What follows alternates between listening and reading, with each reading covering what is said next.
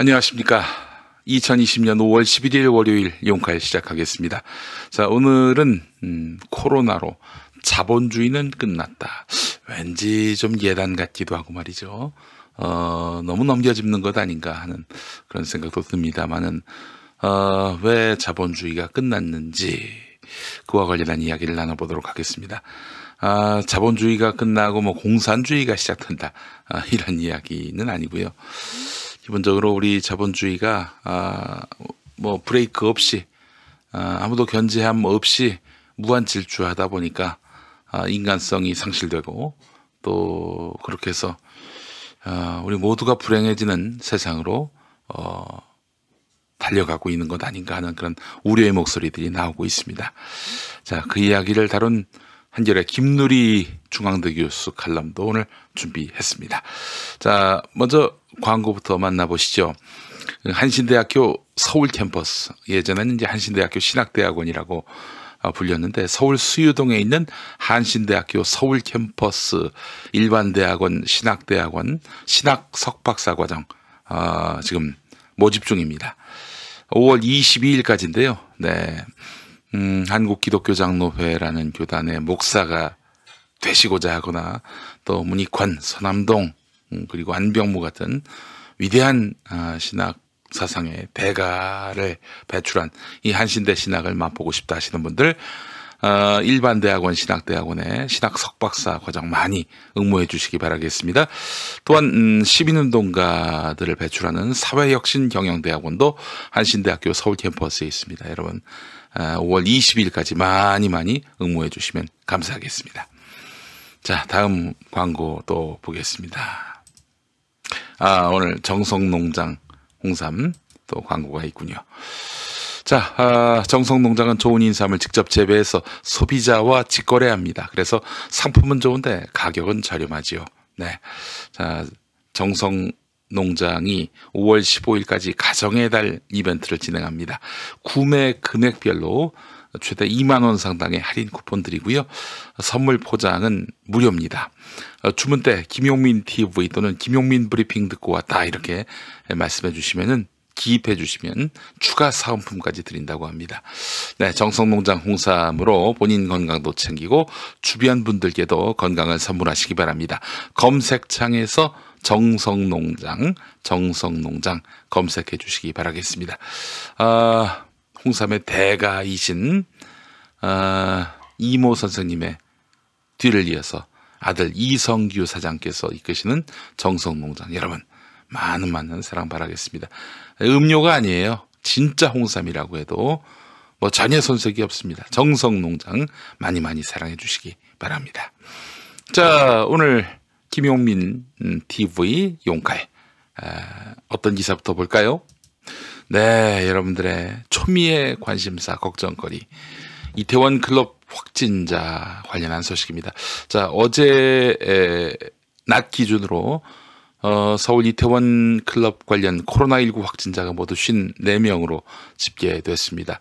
황금 연휴였던 지난 5월 1일 밤부터 5월 2일 새벽 클럽과 인근 주점에 머물렀던 직접 방문자 43명뿐 아니라 가족, 지인, 동료 해서 기타 접촉자 11명이 추가 확진 판정받았습니다.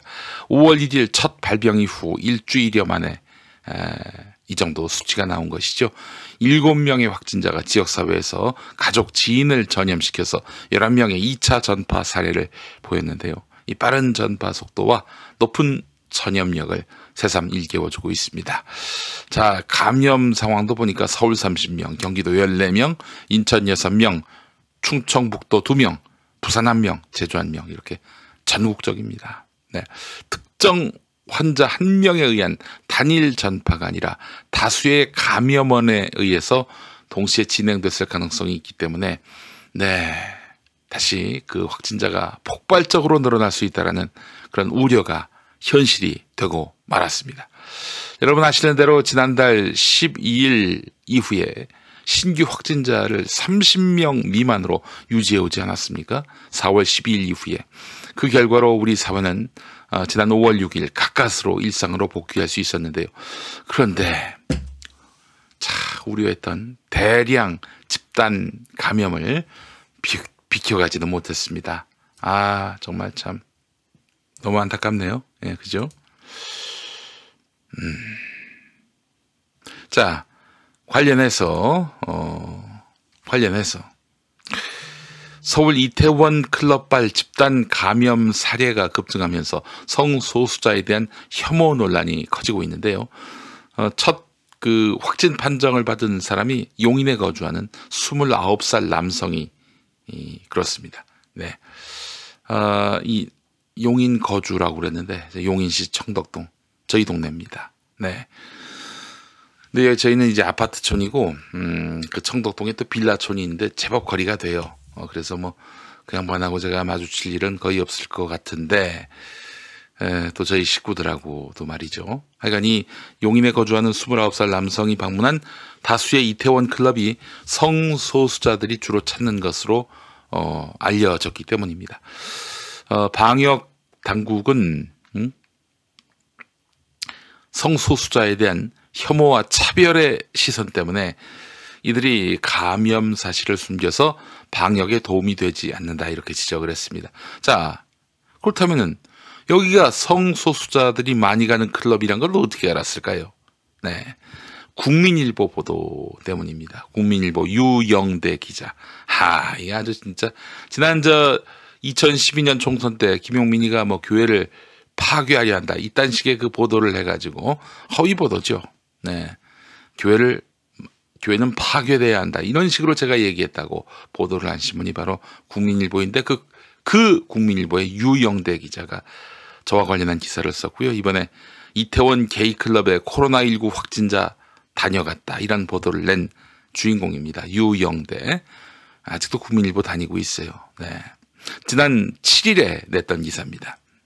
용인시 등 지방자치단체를 취재 출처로 한 이 보도는 확진자가 방문한 장소가 게이클럽이라며 그 성격을 부각했습니다.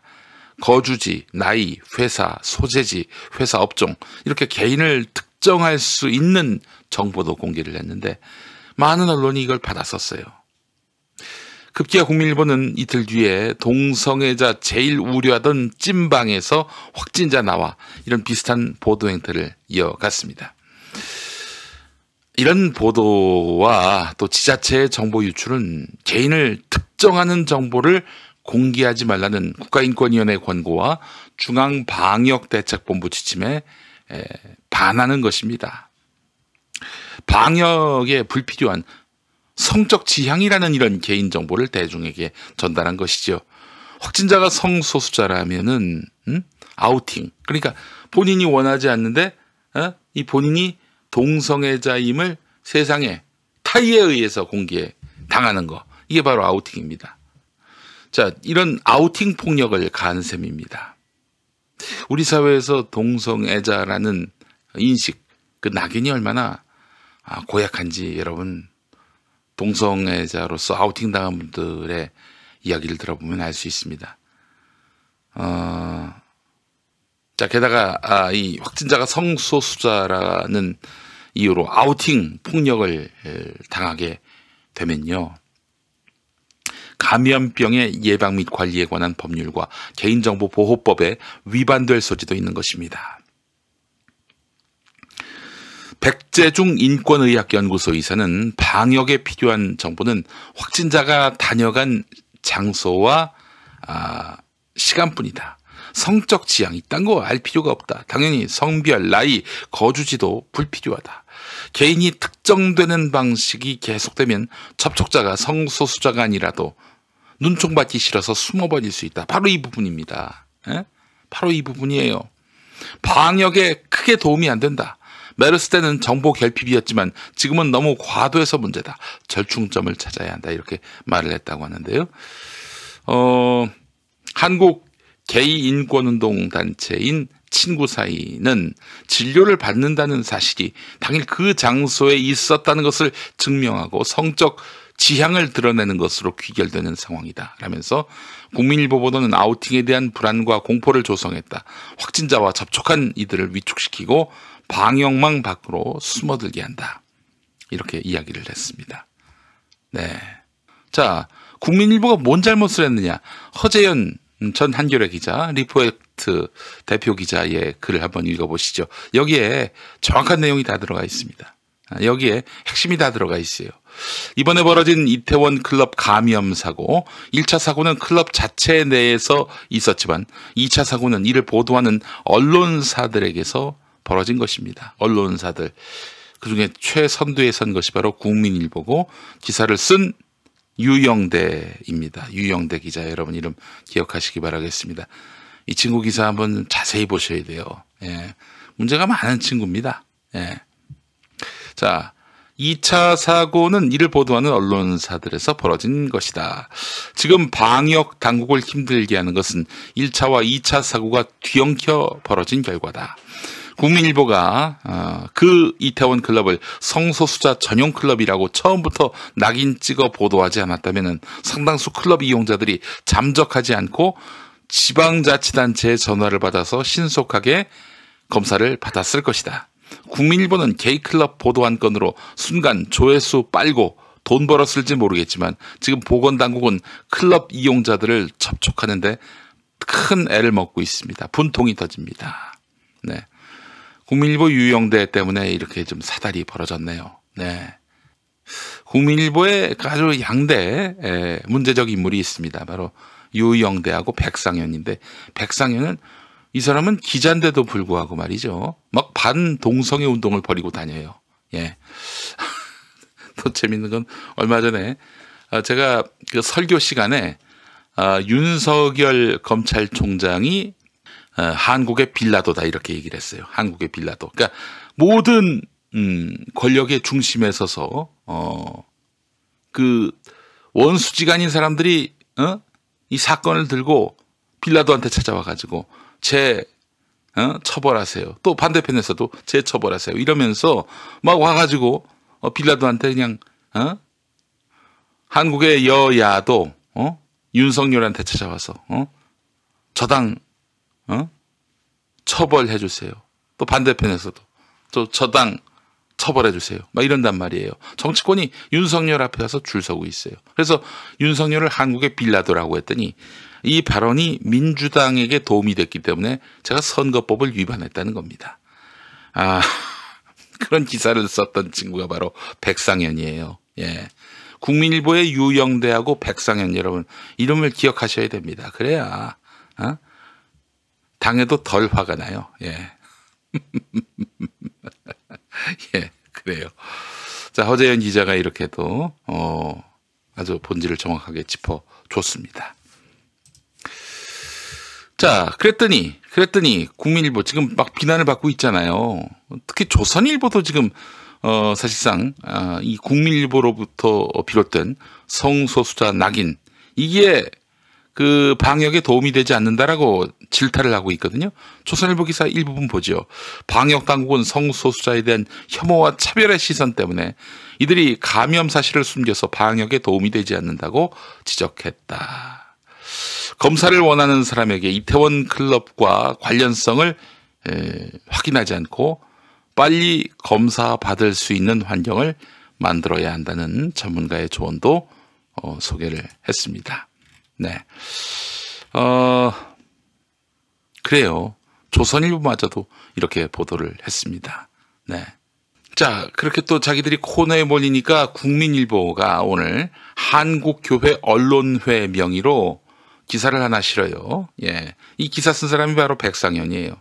유영대가 사고치고 백상현이 수습하는 그런 양상인데, 자, 한국교회 언론회, 여러분, 이 한국교회 언론회가 이사장이 누군지 아십니까?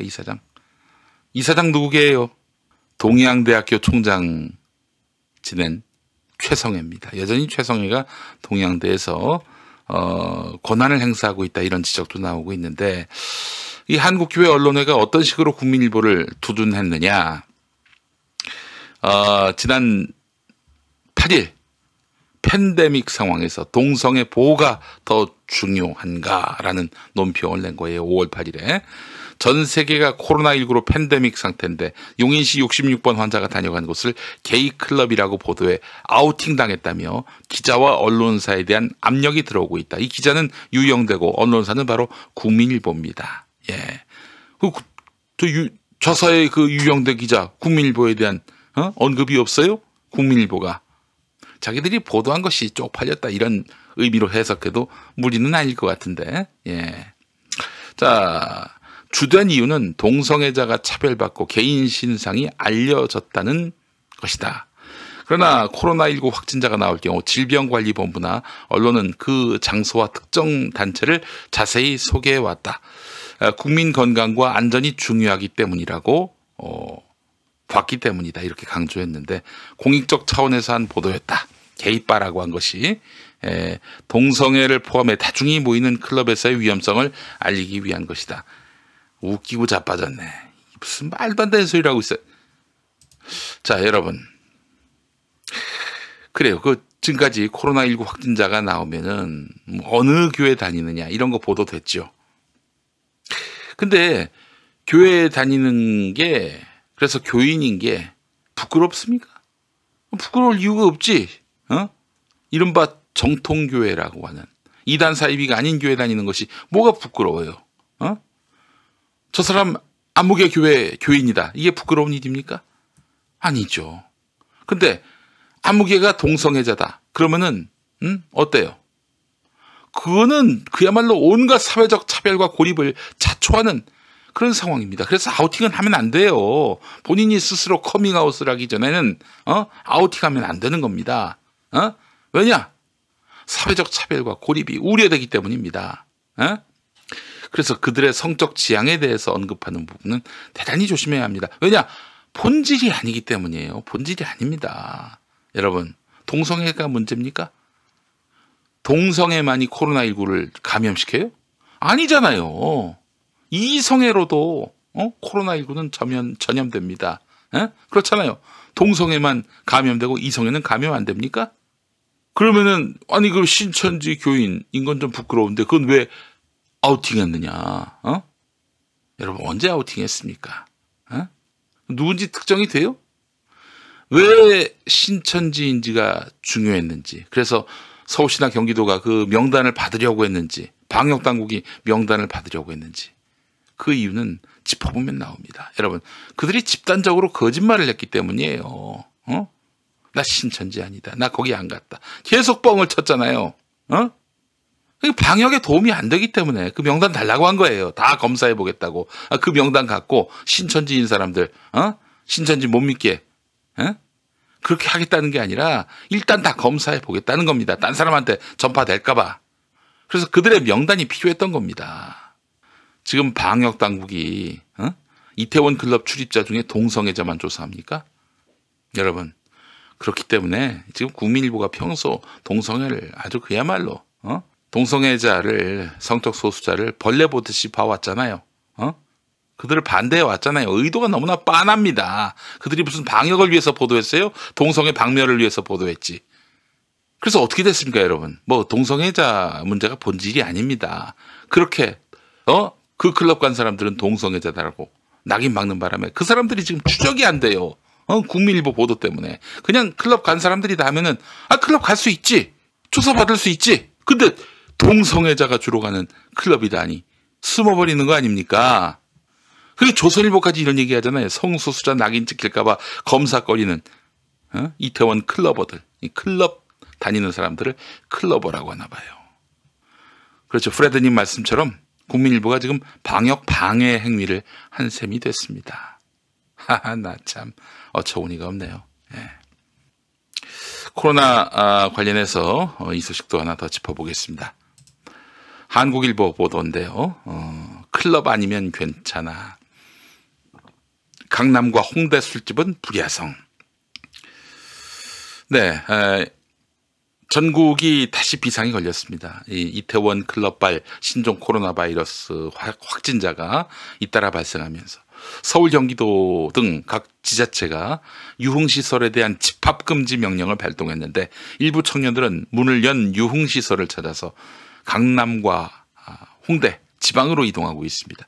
추가 감염에 대한 우려가 쉽게 잦아들지 않고 있어요.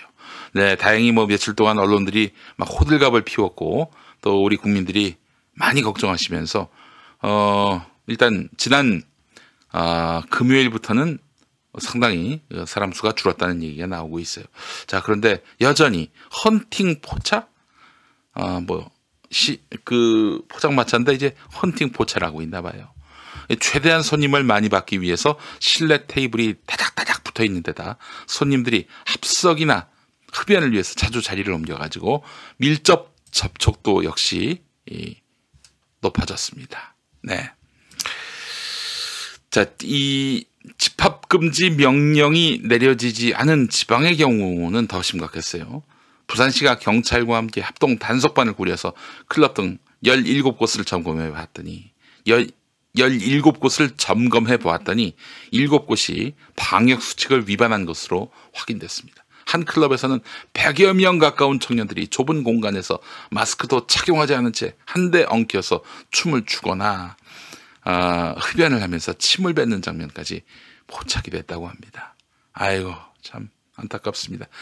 더 이상의 확산을 막으려면은 최대한 신속하고 철저한 조치가 취해져야겠죠. 지자체가 나섰으니 하여간 기대를 해봅니다. 신천지 교인들에게 적용했던 것처럼 감염 의심 기간에 문제의 클럽을 다녀간 사람들 모두 추적해서 감염 여부를 일일이 확인할 필요가 있어요. 또 그렇게 하고 있으니까 소기의 성과가 있기를 바라는 마음입니다. 자, 근데 사실 우리 청년들 같은 경우는요, 확진돼도 내가 확진자인가? 이런 관념이 없을 정도로 이렇게 겉으로는 잘 표시가 안 나는 경우도 있대요. 그래서 정말 나도 모르게 이 확진이 됐다가 나도 모르게 완치가 되는 경우도 있다고 하는데요. 그건 젊은 사람들 얘기입니다. 너희는 걸려도 안 죽지만 2030 너희는 걸려도 안 죽지만 7080은 다르다는 겁니다. 5월에 확진된 2030은 53명, 7080은 1명. 젊은 층은 가볍게 앓고 지나가도 주변 고령자에게는 치명적인 위협이 된다는 겁니다. 자, 70대의 코로나19 감염에 따른 사망률은 11%, 80대는 25%입니다. 여러분 정말 어버이날에 꽃 따라드리는 거 이거 하지 말고 그냥 클럽 안 가시는 게 좋을 것 같아요. 영원히 가지 말라는 얘기도 아니고 지금 이 시점은 정말 온 사회가 살얼음판을 걷는 듯한 그런 또 조심을 해야 하는 상황 아니겠습니까? 많은 협력해 주시길 바라겠습니다. 자, 참고로 이 경기도가요, 이태원 간 적 있다 이렇게만 밝혀도 곧바로 무상 검사를 해드린다고 합니다. 이 검사 비용이 상당해요. 미국은 1억이라고 합니다. 예? 의료보험 없으면은. 네. 우리는 공짜로 해줘요. 아니, 이렇게 공짜로 해줘도 되는가? 얼마 전에 제가 수원시의 염태영 시장님하고 같이 수원시의 그 방역 실태 이야기를 나눠봤는데, 거기는 인천공항에 도착하는 수원 시민은 바로 거기서, 태워가지고 격리를 시킨다고 하더라고요. 참.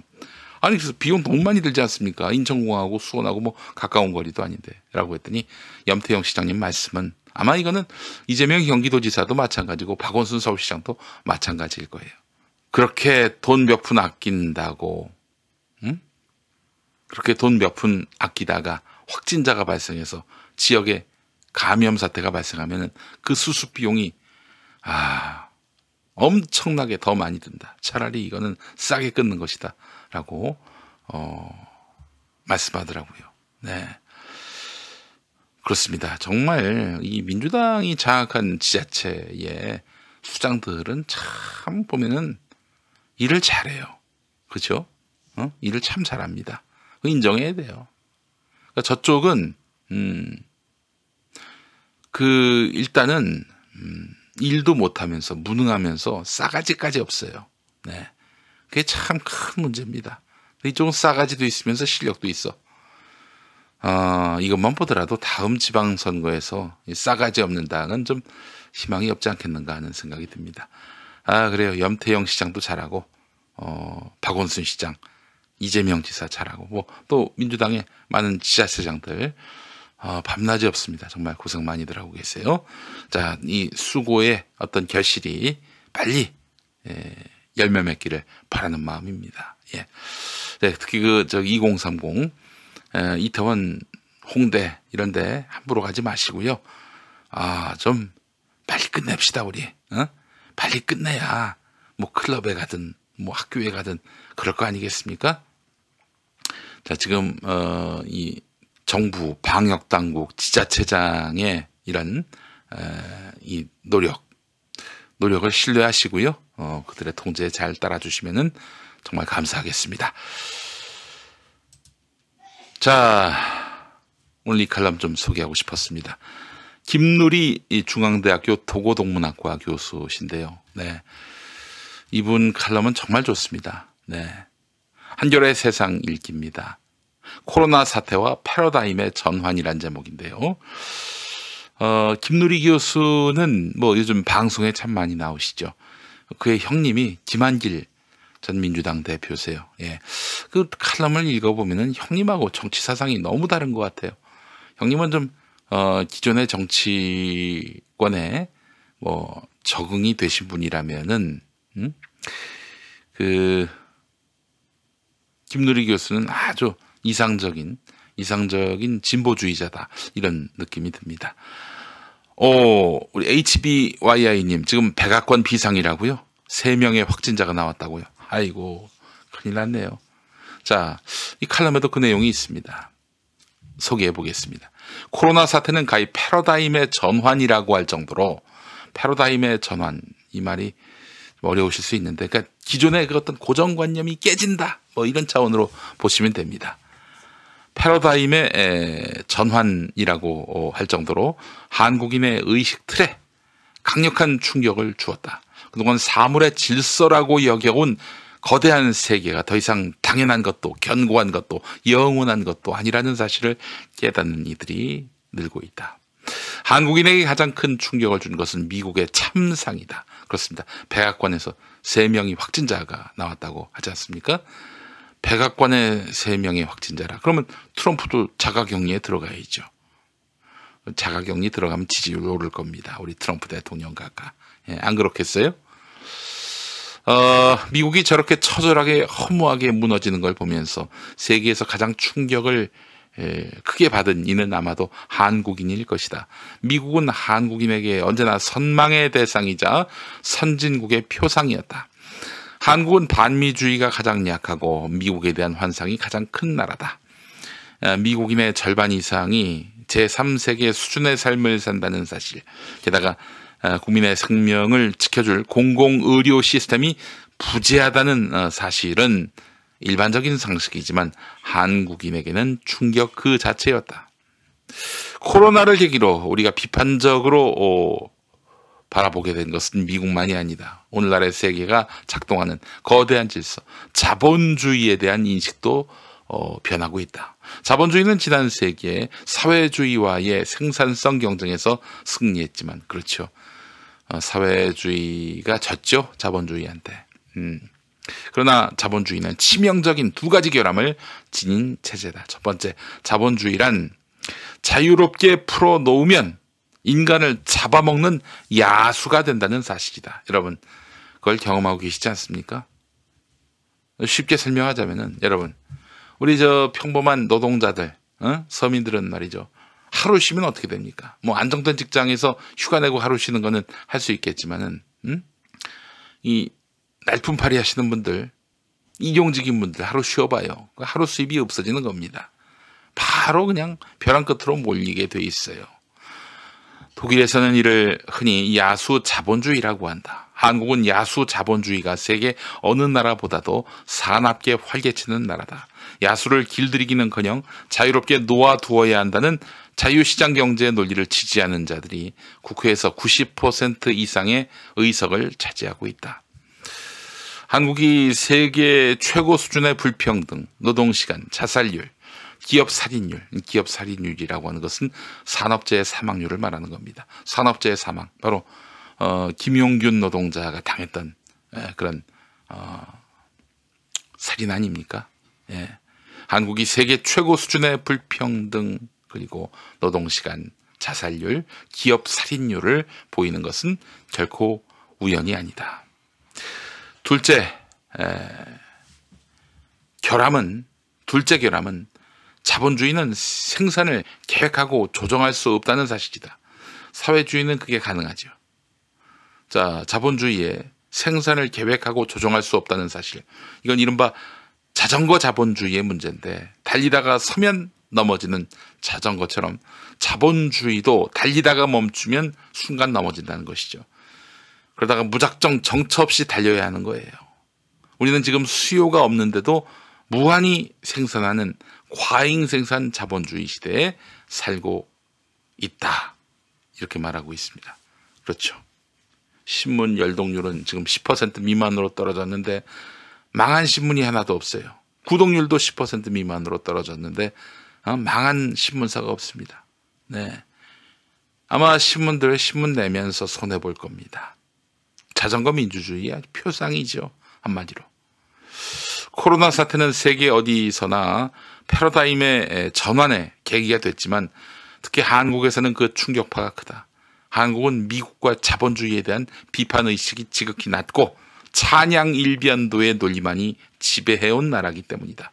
사실 한국 사회가 경이로운 정치 민주화와 경제 성장을 이루었음에도 헬조선이 된 이유는 패러다임, 즉 세계를 이해하는 인식 틀 자체가 왜곡되어 있기 때문이다. 자, 화면에 나오는 대로 이제 마무리입니다. 단언컨대 지금과 같은 형태로 자본주의가 작동한다면 22세기는 오지 않는다. 21세기 안에 다 망한다는 얘기입니다. 그럼 어떻게 할 것인가? 한 세기 전에 로자 룩셈부르크는 사회주의냐 야만이냐를 외쳤다. 최근 독일 중고등학생들의 시위를 보니 자본주의냐 생명이냐 라고 목청을 높인다. 자본주의를 위해 삶을 포기하는 것보다는 삶을 위해 자본주의를 포기하는 것이 나을 것이다. 여러분, 자본주의가 좋습니까? 우리가 당장 뭘 바꾸자 이런 건 아니라도 이 자본주의는 이제 한계에 봉착했다는 것쯤은 우리가 함께 공감대를 형성했으면 좋겠어요. 예. 우리 뿔짐승님, 이념과 진영 논리보다 중요한 것은 사람 아닙니까? 장단점 보완해서 더 나은 세상 만들어야 합니다. 뭔 주의 주장 에혀라고 하셨어요. 네, 저도 사실 요즘에 느끼는 바인데 어떤 주의자가 되진 말자. 주의자가 되진 말자. 예? 이기주의는 말할 것도 없고 국가주의, 민족주의 이것도 갖지 말자. 이런 생각을 해요. 여러분, 주의 주장이 사람을 지배하면요 똥 먹이는 교회가 됩니다. 교회주의가 똥 먹이는 교회가 됐어요. 교회주의 때문에 똥 먹이는 교회주의 때문에 똥 먹이는 교회가 나온 거예요. 국가주의가 심화되면요, 박정희 시대로 돌아가는 겁니다. 이 국가가 발전해야 되는데, 성장해야 되는데, 너 반대해? 비판해? 너 한번 죽어봐라. 이래버린다고요. 여러분, 주의자가 되진 맙시다. 주의자가 되진 맙시다. 정말. 로자 룩셈부르크라는 사람이 거론됐습니다. 여러분, 독일의 노동운동가인데요. 이분은 자본주의는 폐쇄적인 경제체제로 끊임없는 억압과 착취를 통해서 잉여를 창출하지 않으면 살아남을 수 없다고 봤어요. 자본주의. 잉여를 창출하지 않으면 살아남을 수 없다. 끊임없이 생산을 해야 되고. 그러니까 자전거 민주주의의 폐해를 일찌감치, 자전거 민주주의가 아니죠. 자전거 자본주의를 일찌감치 간파한 사람이 바로 로자 룩셈부르크입니다. 여성이에요. 이분은 사회주의자였죠. 사회주의 혁명을 꿈꿨습니다. 어이구, 그래요? 무섭네. 이렇게 생각하진 마십시오. 그 당시만 해도 로자 룩셈부르크가 깃발을 들었던 사회주의는 그래도 뭔가 좀 이상이 있었고요. 이상을 추구했고요. 또 인간을 추구했던 면이 있습니다. 지금의 사회주의는 사라졌죠. 자본주의는 그렇다고 인간이 우선시 됩니까? 인간의 욕망과 번영을 추구하긴 하지만 결국 인간을 소모품으로 여기잖아요. 로자 룩셈부르크의 주장은 그래서 절대 무덤에 가야 한다든지 박물관에 보내야 할 논리가 아닙니다. 로자 룩셈부르크는요, 1919년 1월에 베를린에서 혁명을 기도했지만 실패했습니다. 혁명이 성공했다면 아마도 히틀러는 안 나올 수 있을 텐데, 아마도 히틀러는 안 나왔을 텐데 하는 생각이 듭니다. 자, 로자 룩셈부르크는요, 그렇게 잡혀가가지고 온갖 고문을 당했고요. 죽었습니다. 그렇게. 예. 근데 말이죠, 로자 룩셈부르크는 평생을 함께했던 노동운동 동지들한테 버림을 받았어요. 배신을 당했던 겁니다. 그래서 살해당했습니다.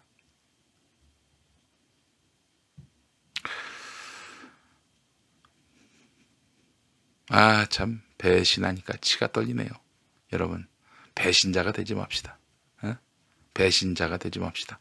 내 상황에 유리하냐 불리하냐 이걸 기준으로 사람과의 신의를 유지하느냐 버리느냐 이러지 맙시다. 우리 그러지 맙시다. 내가 좀 불이익을 당하더라도 신의를 지키는 게 그게 짐승과 다른 인간의 모습 아닙니까? 우리 배신자가 되지 맙시다. 김노리 교수 칼럼까지 소개해드렸습니다.